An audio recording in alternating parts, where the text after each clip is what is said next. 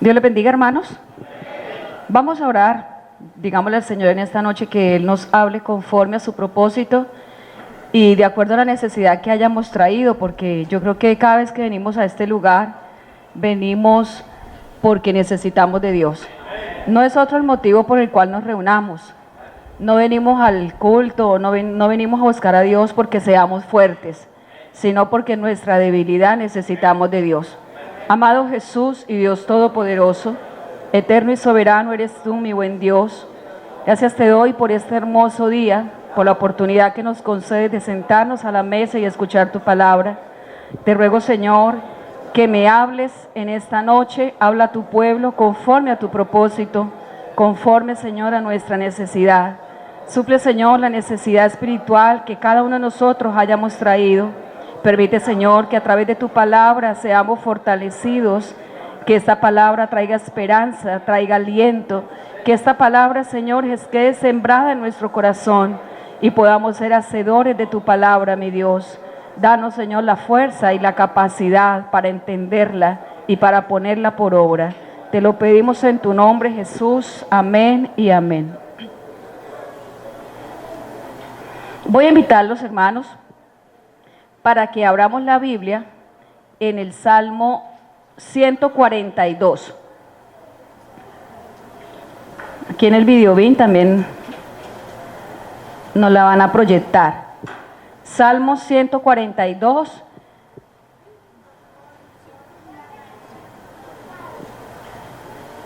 Con mi voz clamaré a Jehová, con mi voz pediré a Jehová misericordia.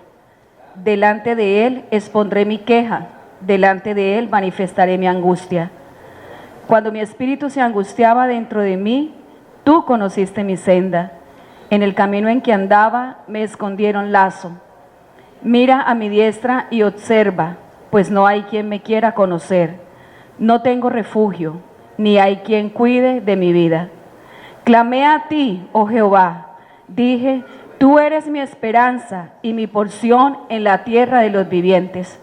Escucha mi clamor, porque estoy muy afligido.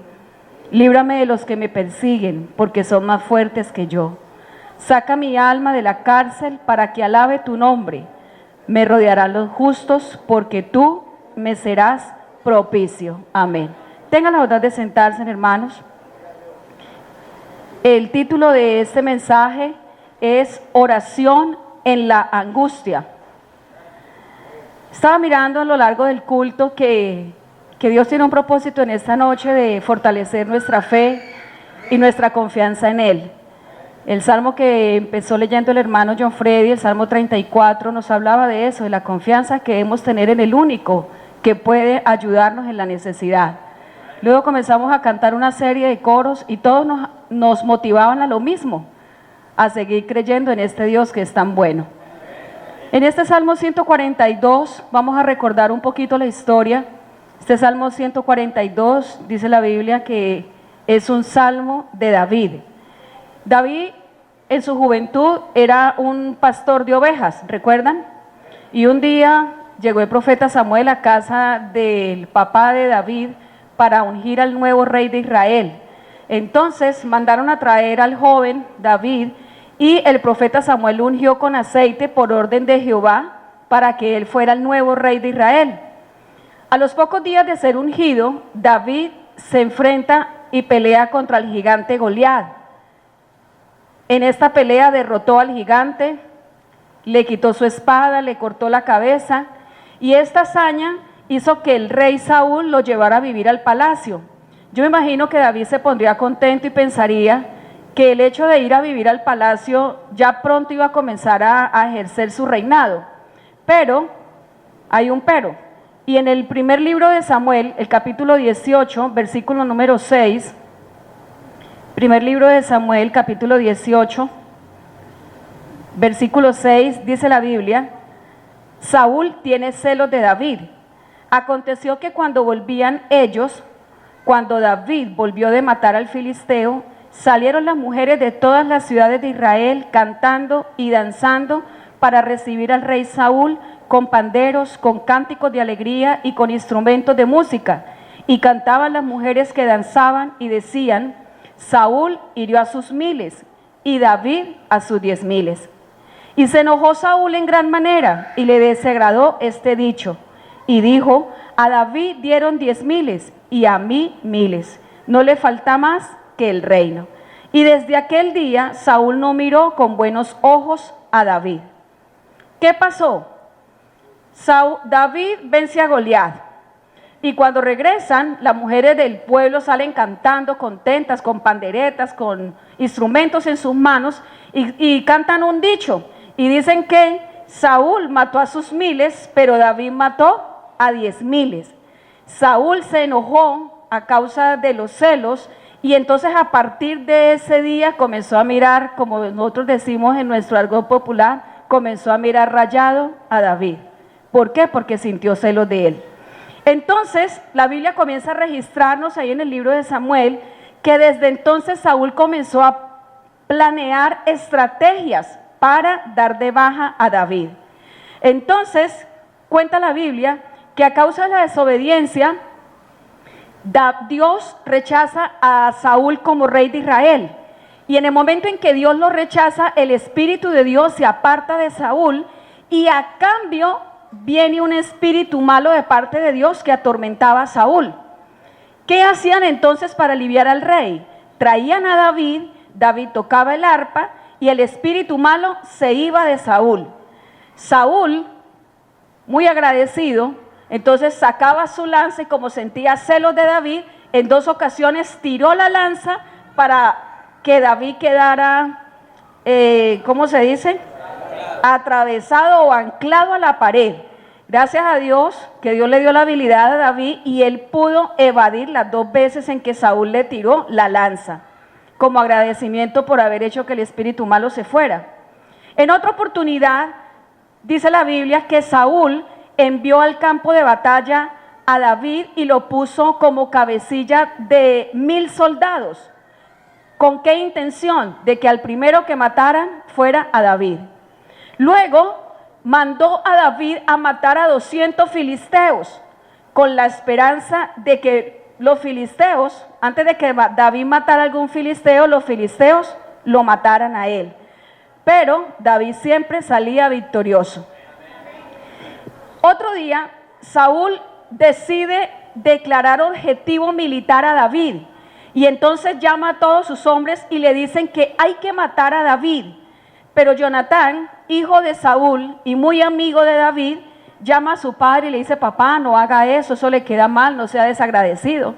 David ha librado muchas batallas a favor del pueblo de Israel, no le pague así. Entonces Saúl aparentemente hace caso al hijo, David vuelve a vivir al palacio, y entonces dice la Biblia que nuevamente el espíritu malo llegó a atormentar al rey Saúl. Nuevamente traen la cura, David viene, toca el arpa, y nuevamente por tercera vez Saúl saca su lanza, la dispara contra David a fin de que él quedara, ¿cómo se dice? Atravesado y pegado a la pared.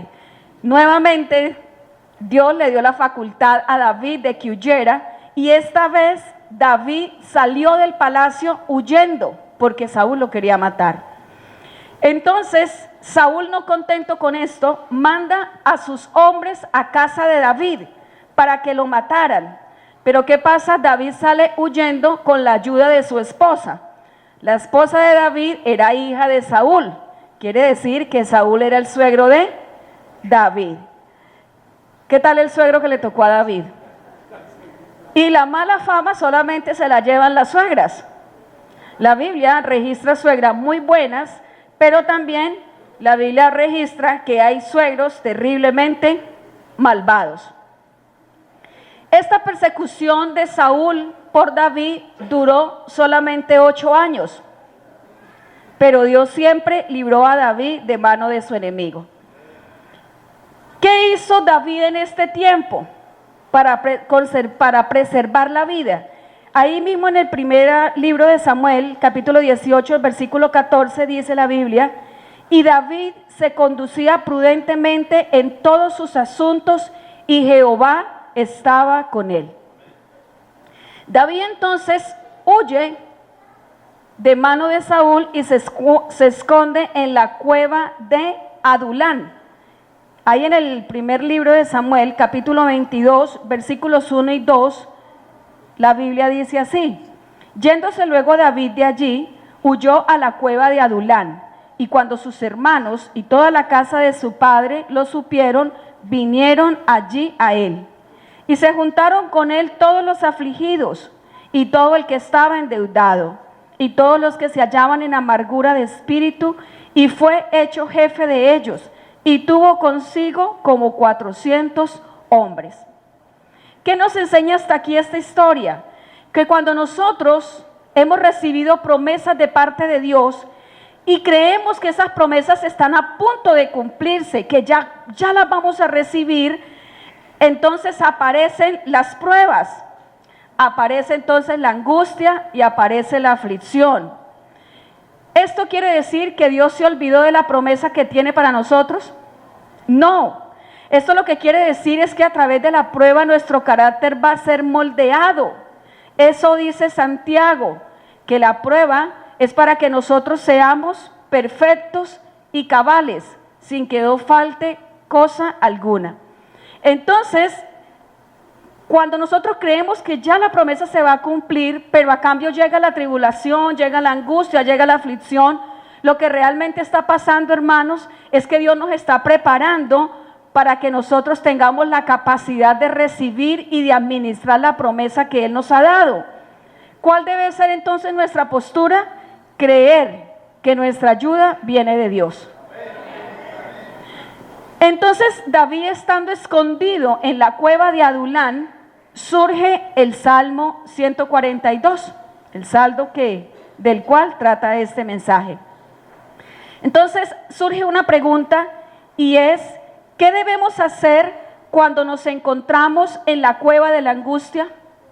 ¿Alguno de ustedes alguna vez se ha sentido dentro de una cueva, angustiado, afligido, endeudado, perseguido, sin esperanza, sin salida? Y la cueva normalmente es oscura, fría, no hay agua, no hay quien nos ayude. Entonces, ¿qué vamos a hacer cuando nos encontremos en la cueva de la angustia? Primero, lo que hizo David, invocar al Señor. ¿Qué es lo primero que vamos a hacer? Invocar al Señor. Ahí en el Salmo 142, versículo 1 y 2, David dice: con mi voz clamaré a Jehová, con mi voz pediré a Jehová misericordia. Delante de él expondré mi queja, delante de él manifestaré mi angustia. David determinó que pondría su confianza en Dios, puesto que, hermanos, Dios es el único que tiene la capacidad de resolver todos nuestros asuntos. Cuando estamos en la cueva de la aflicción, nos sentimos solos, sedientos, desamparados.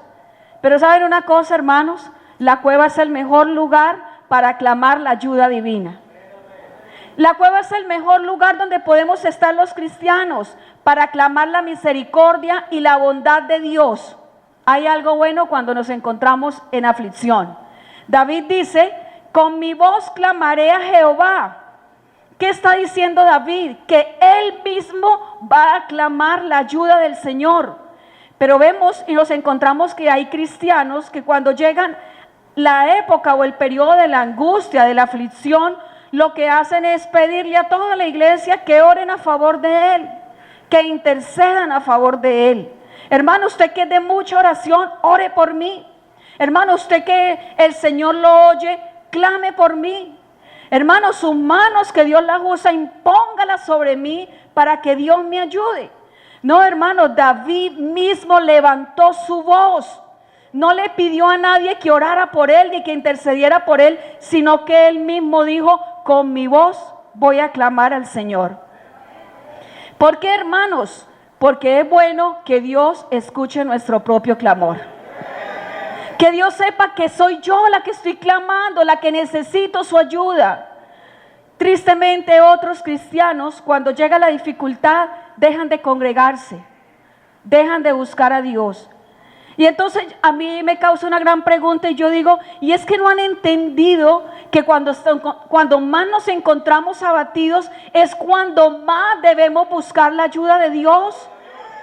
Hermano, si usted está pasando por un problema de dificultad, no se aleje de Dios, porque va a ser más difícil resolver ese problema usted solo que si lo pone a los pies del Señor.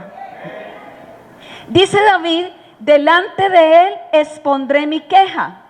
David tenía claro que no se iba a quejar, dice la Biblia, en Samuel, cuando David entró a la cueva de Adulán, escondiéndose de Saúl, dice la Biblia que cuando sus parientes, su papá, sus hermanos y su familia se enteró de que él estaba ahí llegaron todos. Yo imagino que llegaron a darle aliento, a llevarle alimento, a llevarle agua. Pero David tenía claro que no iba a poner su queja a sus padres, a sus hermanos, a sus amigos, ni a todos los que llegaron a la cueva a darle ánimo, sino que le contaría su situación a Dios mismo. Y Dios ya conocía lo que le estaba pasando a David. Entonces, hermanos, ¿por qué cuando nosotros estamos en angustia tomamos una actitud como de frescura y decimos voy a esperar porque Dios conoce mi situación? En todas las partes de la Biblia nos enseña que debemos clamar a Dios. Aun cuando Él es omnisciente y conoce nuestros pensamientos, conoce nuestra situación, nuestra postura es clamar a Dios, porque cuando yo clamo a Dios estoy demostrando dependencia de Él. Entonces nos enseña David que cuando oramos a Dios debemos contarle todo lo que hay en nuestro corazón. No porque Dios no lo sepa, sino porque yo tengo que demostrarle a Dios que solamente dependo de Él. David entiende al escribir en el Salmo 142 que no iba a exponer su queja a los 400 hombres que se le habían unido, porque David reconocía que ellos estaban en peor condición que él. Recordemos que ellos eran abatidos, emproblemados, endeudados y amargados. ¿Sabe que nosotros normalmente tomamos mal la postura cuando estamos en la angustia? Y entonces al hermano que le decimos, hermano, ¿usted cómo se encuentra? No, hermano, angustiado, emproblemado, llevo tantos años orando por esto y Dios no me ha respondido. Y cada día la situación se torna peor. Entonces nosotros caemos en la trampa de decir, no, hermano, ayúdeme a orar también por mí, porque yo también estoy peor que usted. Mire que David no le contó su angustia y su queja a los 400 angustiados que estaban al lado de él. David clamó al Dios Todopoderoso, al mismo que nos escucha a usted y a mí. Entonces, cuando estamos en la prueba de la aflicción, lo primero que vamos a hacer es invocar al Señor. Segundo, contarle nuestra aflicción. Versículos 3 y 4, David confiesa, cuando mi espíritu se angustiaba dentro de mí, tú conociste mi senda. En el camino en que andaba me escondieron lazo. David estaba tan angustiado, tan abatido, tan compungido, que David reconoce que Saúl le había puesto muchas trampas, pero aún así, aun cuando él no conocía todas las trampas que Saúl le puso para ocasionar su muerte, David reconoce que Dios sí los conocía y que no solamente conocía las trampas de Saúl, que también lo había librado de ellas. Entonces, hermanos, el hecho de que Dios permanezca en silencio cuando nosotros nos encontramos angustiados, no quiere decir que Dios no conozca nuestra situación. Lo que quiere decir es que Dios nos está librando de todas las trampas que el enemigo pone a nuestro alrededor. ¿Cuántas veces nosotros a diario salimos de casa y regresamos y así pasan los años y usted no se ha preguntado de cuántas males el Señor me libró y yo no me di cuenta? ¿Cuántos accidentes pasaron a mi alrededor, pero el Señor me libró? ¿A cuántos negocios han robado, han atracado, pero el Señor ha sido bueno con nosotros? ¿Cuánta gente sale a diario con sus productos para vender y pareciera que se les reprodujeran, llegan con más? y los hermanos salen y venden sus cosas y terminan temprano y se alcanzan a ir a darle gracias a Dios al culto. Tenemos muchos hermanos por qué agradecer al Señor.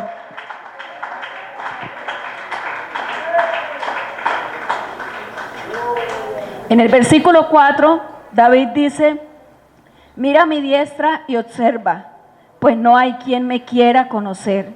No tengo refugio, no hay quien cuide de mi vida. David está haciendo una declaración que causa tristeza, hermanos. David está diciendo: mi espíritu está angustiado. David le está diciendo al Señor: Señor, mira a mi alrededor. No hay quien me quiera conocer. Si salgo de esta cueva, nadie quiere decir que yo soy su amigo porque también corre peligro. David le dice al Señor: mira, Señor, no tengo refugio.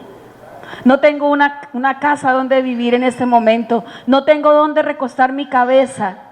Y también le dice David al Señor: no hay quien cuide de mi vida. Aunque hay 400 personas aquí, pero todos están indefensos y en peor condición que la mía. Y sabe, hermanos, que en la antigüedad, cuando alguien era acusado, dice la historia que le ponían a su lado derecho una persona para que lo defendiera. Y David está diciendo: a mi derecha no tengo a nadie quien me defienda. Y en esta cueva fría y oscura tampoco tengo en dónde refugiarme. No puedo salir de la cueva y avanzar porque hay enemigos que me están persiguiendo. Por un lado Saúl y por otro lado los filisteos. Y aún así, hermanos, aunque David advierte que se ha quedado sin refugio y sin amigos que lo cuiden, hay etapas también en la vida del cristiano en que nosotros nos encontramos solos y atemorizados. Pero no debemos olvidar la promesa de parte de Dios, que Él dice: yo voy a estar con ustedes todos los días de su vida, hasta el fin del mundo. ¿Sabe qué quiere decir esto, hermanos? Que aunque nosotros muramos, el Señor va a estar ahí con nosotros. Entonces, si estamos vivos, el Señor nos sustenta, nos cuida. Y Él dice: todos los días hasta el fin del mundo. Quiere decir que si morimos antes del fin del mundo, Dios también va a cuidar de nosotros. Entonces, cuando nos encontramos en la cueva de la angustia, lo primero que vamos a hacer es clamar, invocar al Señor. Y segundo, contarle nuestra aflicción. Tercero, vamos a clamar la ayuda divina. Versículos 5 y 6, David dice: clamé a ti, oh Jehová, dije: tú eres mi esperanza y mi porción en la tierra de los vivientes. Escucha mi clamor porque estoy muy afligido. Líbrame de los que me persiguen porque son más fuertes que yo. David está haciendo una confesión poderosa. David está diciendo al Señor: tú eres mi esperanza y eres todo lo que tengo en esta vida. Pero ¿cuántos cristianos han puesto su esperanza en el dinero? Han puesto su esperanza en los bienes que tienen. Han puesto su esperanza en la inteligencia que Dios les ha dado. Muchos han puesto su esperanza en los padres, otros la han puesto en los hijos. Hay muchos que están pensando: voy a educar mis hijos y voy a portarme bien con ellos para que cuando llegue anciano ellos no me desamparen.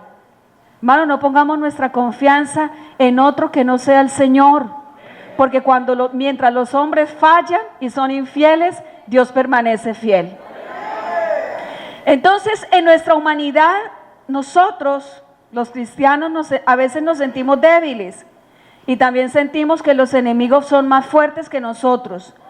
Pero ¿sabe qué es lo más hermoso de esta situación? Que nosotros podemos clamar a este Dios tan grande que no duerme, que no se cansa, que es todopoderoso, que es varón de guerra, que es fuerte en batalla, que es el león de la tribu de Judá y que ha prometido pelear por nosotros. Entonces, hermanos, podemos orar en todo lugar y sin importar cuál sea nuestra condición. Usted puede orar sin importar cuál sea su estado de ánimo. ¿Por qué, hermano? Aun cuando no tenemos fuerzas para orar, David nos enseña que en medio de la soledad y en medio de la persecución yo puedo invocar al Señor. En el versículo 7, David termina diciendo: saca mi alma de la cárcel para que alabe tu nombre. Me rodearán los justos porque tú me serás propicio. David le ruega al Señor que lo saque de la cueva a la cual llama cárcel, porque David siente que en esa cueva él no puede alabar a Dios, no tiene la libertad de alabarlo. Aunque tiene fuerzas para orar y para clamar a él, David siente que está en una prisión donde no puede alabar a Dios con libertad. Entonces David hace un compromiso con el Señor y le dice: sácame de esta cárcel, y entonces cuando yo salga voy a alabarte, voy a cantarte, voy a honrar tu nombre. Y David le dice al Señor: y estos 400 afligidos y desamparados que están conmigo también se van a unir a mi celebración. Quiere decir que David está tan confiado en lo que Dios va a hacer en él, que además de su alegría, él va a contagiar a todos los que le rodean. Este salmo entonces, hermanos, nos muestra que aunque Dios estaba con David, la experiencia de esconderse en la cueva no desapareció. La experiencia de ser perseguido por Saúl no desapareció. Pero David pudo reconocer que allí en la cueva donde estaba, Dios lo libró de todos los que lo perseguían. Entonces, hermanos, el mensaje en esta noche es que aunque el presente sea difícil y ante nosotros haya un futuro que sea incierto, nosotros podemos cada día vivir confiando de la gracia salvadora de Dios. Que Él nos va a dar la victoria en todas nuestras dificultades. Así que, hermanos, tengamos ánimo, no desfallezcamos. Hoy podemos hacer lo que hizo David estando en la cueva de Adulán: clamar al Señor, contarle nuestra aflicción y clamar su ayuda. Y entonces, hermanos, cuando recibamos la victoria, recordemos levantar nuestra voz en agradecimiento y cantar alabanzas a la roca de nuestra salvación. Dios les bendiga.